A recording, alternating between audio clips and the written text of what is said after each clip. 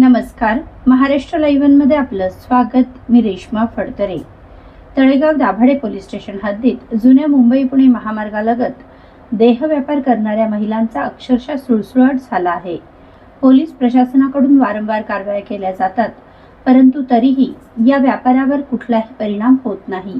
सोमवार दिनांक 15 जून रोजी रात्री 9:30 वाजण्याच्या सुमारास सीआरपीएफ गेटजवळ पोलीस कॉन्स्टेबल आनंद मोहिते यांच्या फिर्यादीवरून एका महिलेवर गुन्हा दाखल करण्यात आला आहे।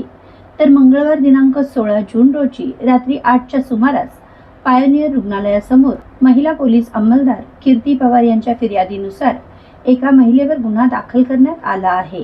या दोनही महिला आरोपी वेश्या व्यवसाय करण्याच्या उद्देशाने लैंगिक हावभाव करून, शब्द उच्चारून सार्वजनिक ठिकाणी येणाऱ्या जाणाऱ्या लोकांना अडथळा निर्माण करून सार्वजनिक शिष्टाचाराचा, सभ्यतेचा भंग होईल असे कृत्य केले म्हणून दोनही महिला आरोपींविरोधात गुन्हा दाखल करण्यात आला आहे।